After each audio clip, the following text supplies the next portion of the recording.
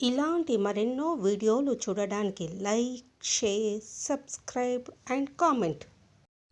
ఈరోజు ఈ వీడియోలో శివ ముక్కోటికి సంబంధించిన పురాణ గాథల గురించి తెలుసుకుందాము. శివ ముక్కోటి దీనిని శైవ ముక్కోటి అని కూడా అంటారు.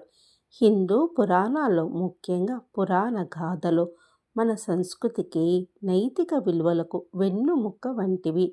ఈ గాథలు శివుడు తన భక్తులను ఎలా పరీక్షించాడు, భక్తి యొక్క పరాకాష్ఠ ఎలా ఉంటుంది, భగవంతుని పట్ల భక్తి ఉంటే కులమతాలతో పని లేదని, నిష్కలమైన ప్రేమే ముక్తికి మార్గమని చాటి చెప్తుంది. పూర్వము కాశీ పట్టణంలో ఒక బ్రాహ్మణుడు ఉండేవాడు. ఆయన నిరంతరం శివనామస్మరణ చేస్తూ పరమశివుడిని దర్శించుకోవాలని తపించేవాడు.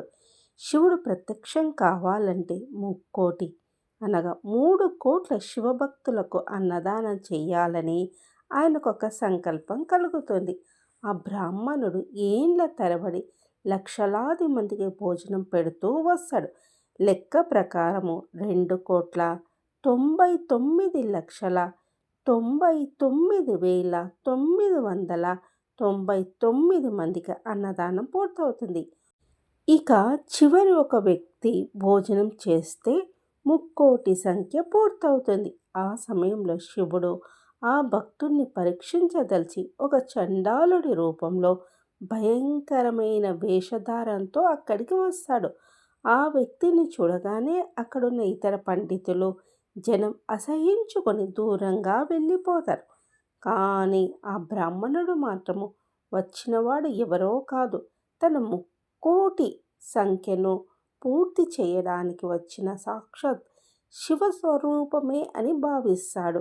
ఆయన బాహ్య రూపాన్ని పట్టించుకోకుండా ఎంతో ఆదరణంగా ఆహ్వానించి కాళ్ళు కడిగి అత్యంత భక్తితో భోజనం వడ్డిస్తాడు. ఆ చండాలుడు భోజనం చేసిన తర్వాత తృప్తిగా తేన్పు విడవగానే ఆశ్చర్యకరంగా కాశీలోని విశ్వేశ్వర ఆలయంలో ఉన్న గంటలు దానంతటా అవే మోగుతాయి. ఆకాశం నుండి పుష్ప వృష్టి కురుస్తుంది.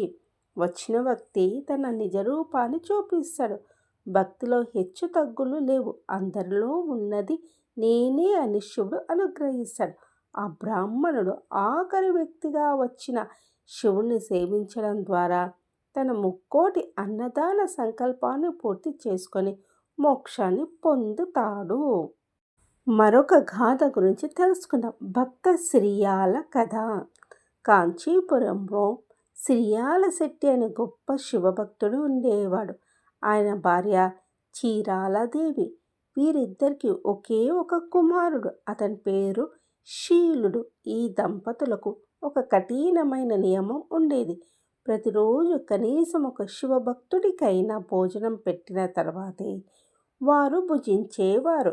సిరియాల భక్తిని లోకానికి చాటాలని శివుడు ఒక వృద్ధ జంగమదేవర రూపంలో భూమికి వస్తాడు.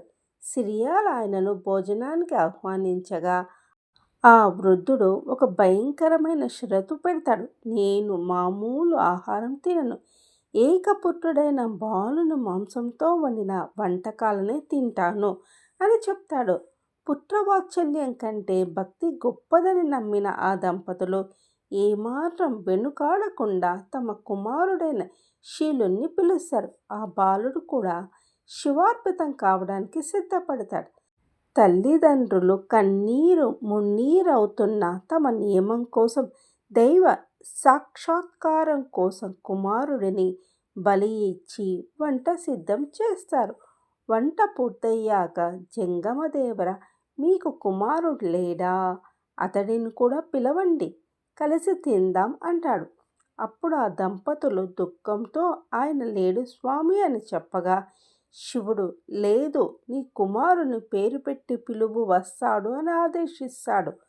తల్లి చీరాలదేవి నమ్మకంతో బయటికి వచ్చి శీలా, తండ్రి రా అని పిలవగానే పరమశివుని కృపతో ఆ బాలుడు సజీవంగా పరిగెత్తుకుంటూ వస్తాడు. అప్పుడు శివుడు తన నిజరూపంలో ప్రత్యక్షమై సిరియాల దంపతుల నిరుపమాన భక్తికి మెచ్చి ఆ కుటుంబం మొత్తానికి కైలాస ప్రాప్తిని ప్రసాదిస్తాడు.